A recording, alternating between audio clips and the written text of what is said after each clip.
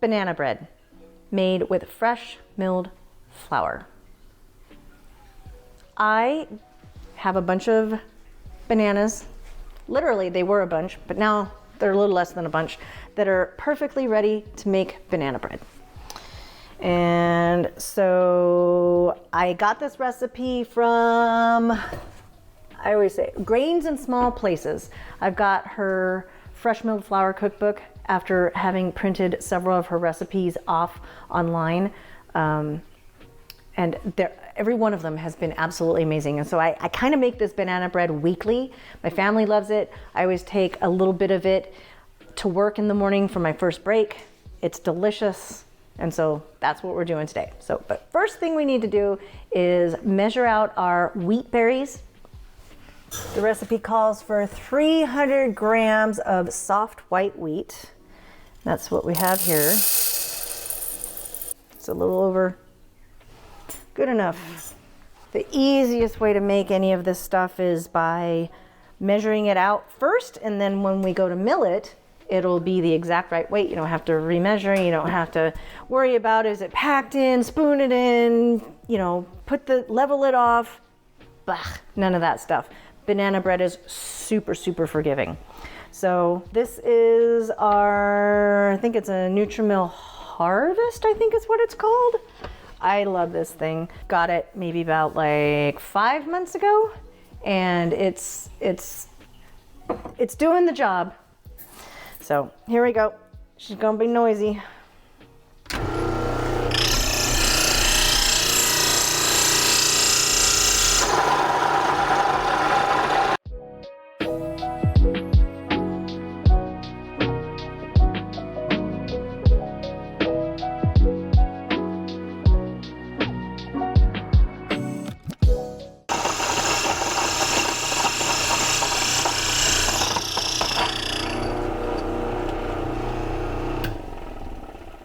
Wasn't that beautiful? It's like the old milling factory in Walnut Grove where Ma used to get her wheat after it had been milled down for her. Except 2025 style. Now that we've got our fresh milled soft white wheat, I'm gonna take my little fork here, mash up those bananas. We've got multiple cameras going here, partially because in this case today, right now for this function, I will be right-handed, and my arm ends up being in the shot, and that's not ideal, right? So we work around that by having more than one camera set up. Cameraman set up the shots for me today.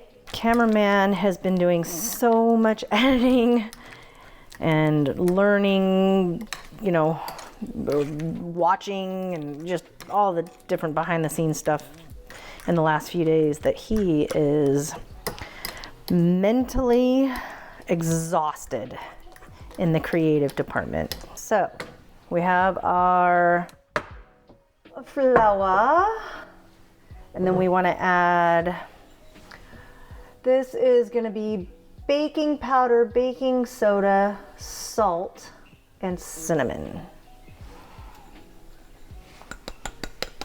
We're supposed to mix that together. Normally I use my whisk, but my whisk is on the other side of the kitchen.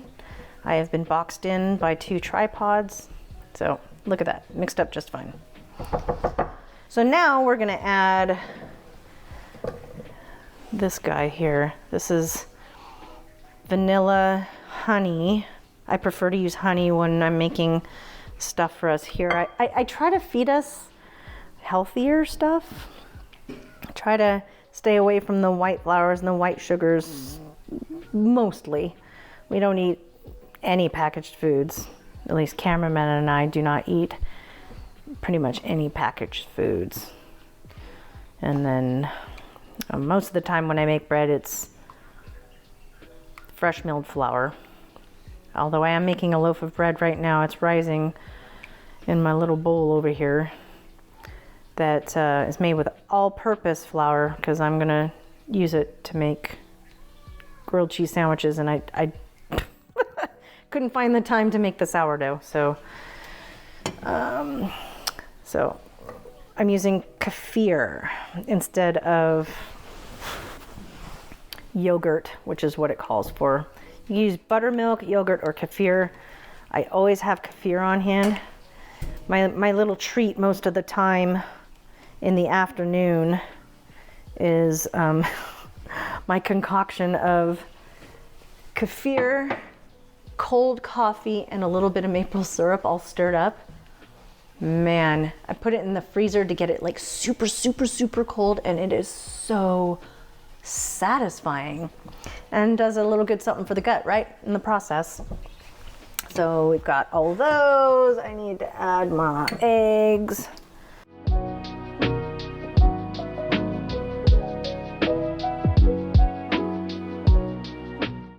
So now we just mix all this stuff up. I find banana bread really is one of the easiest things in the world to make. You just gotta get it all together. This is quite different trying to figure out how to mix without having my arm in the way. I guess this is the way to do it. You do it with the other side. Let's see if I can make a mess. Oh, forget it. I think the bottom of my bowl is not exactly flat. I usually use my large metal bowl, but it is now housing the dough for the white bread that I'm rising. And I find it easier for some reason to mix in that bowl, even though they're very similar size. I think that the sides come more straight up and down on that bowl. So I'm kind of afraid to get it out all over the place, and yet I can still see flour at the bottom here. And I don't need any more messes in the kitchen this morning. It's one of those times that it would have been absolutely wonderful if I had had the camera rolling while this particular thing happened. I half melted butter, and then I forgot about it, and then, oh, butter. Holy cow, glad we had this conversation. Here's my butter. It needs to go in there. I don't think it would have tasted so great without the butter. It was kind of congealing back up. So I put it under the little vent for the oven, hoping that it would not solidify. All right, let's try that again. Anyways, this butter, well, some of this butter, I put it back in the microwave to get it to melt the rest of the way. And it exploded. And when I say it exploded, it exploded. Fortunately, the door was closed as the microwave was on, but I opened it up and I did not have the best reaction. There was probably some foul language and some harsh words said out loud as people are like, hey, what's going on over there, kind of thing, you know? I'm talking out loud because I'm talking out loud because I'm pissed, and then people are responding to me, and yeah,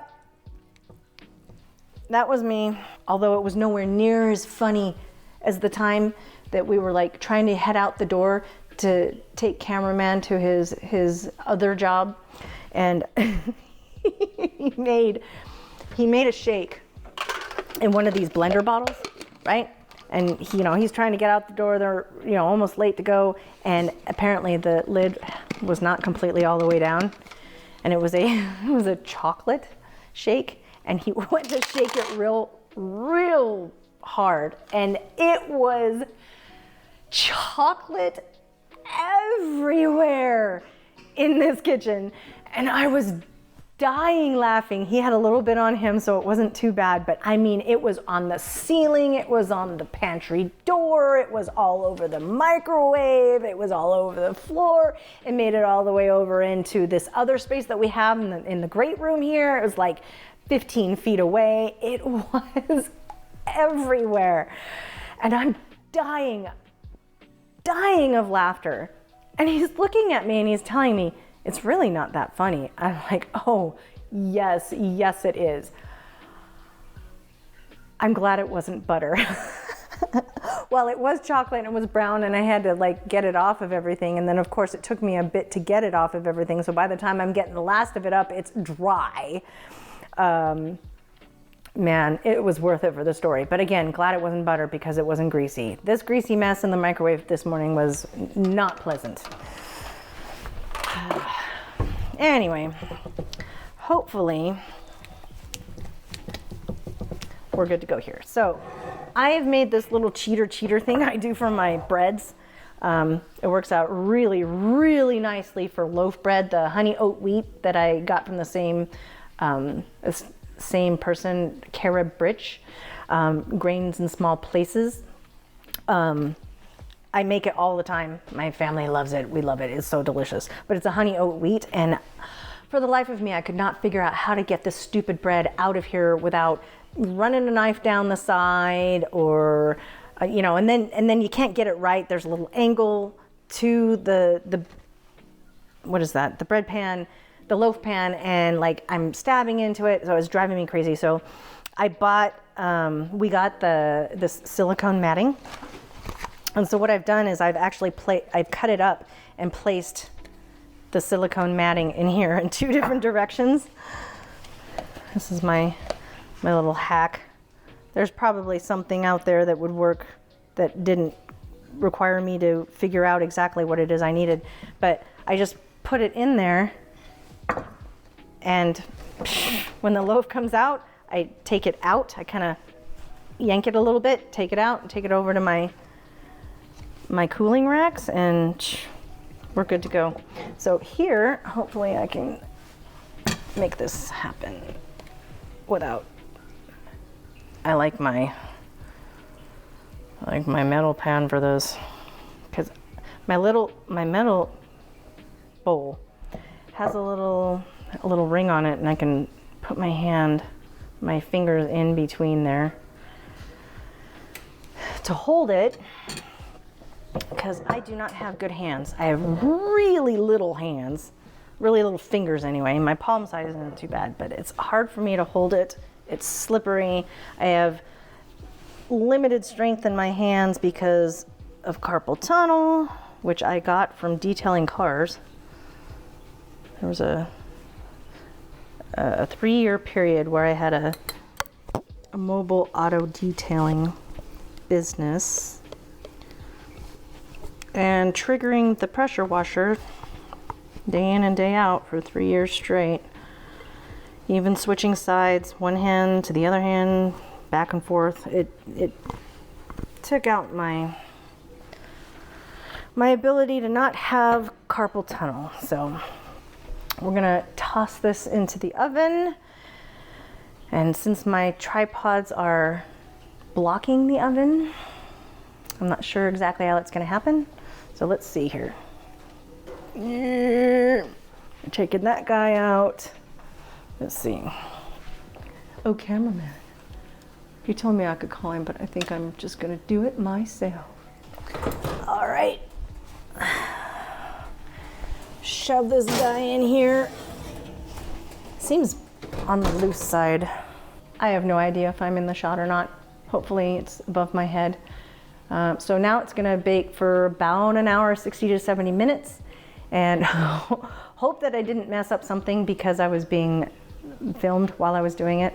Like I said, I've made this many times, but somehow when you know somebody's watching you, it makes it different.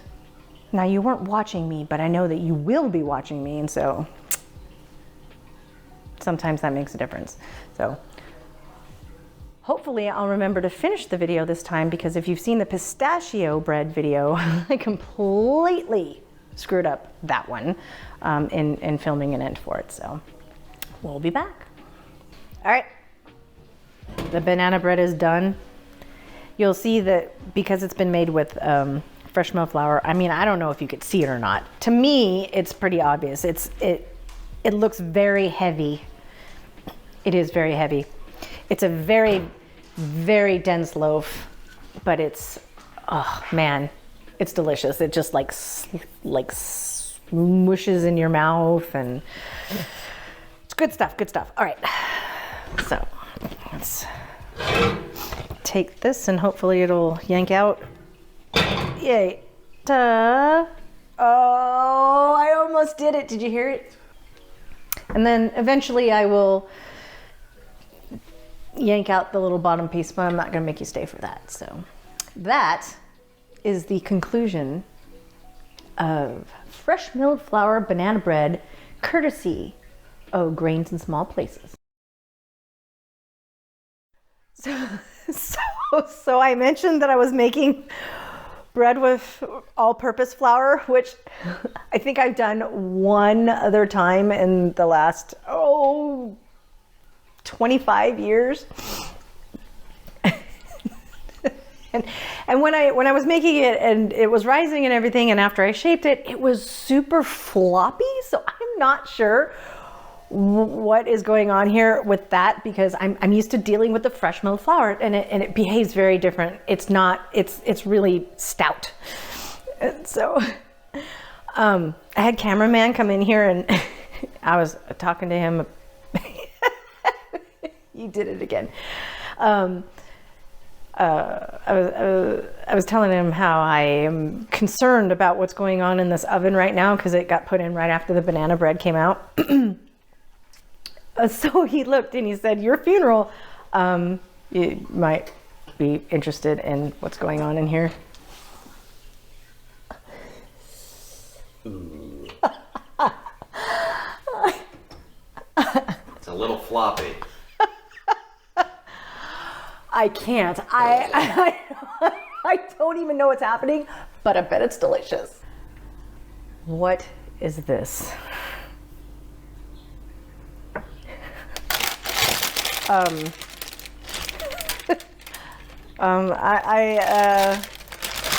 not entirely sure what happened here. Ooh, that's hot. What? I don't know. Have to prop it up, but I wonder if that's gonna make it like floppy inside. Look at this.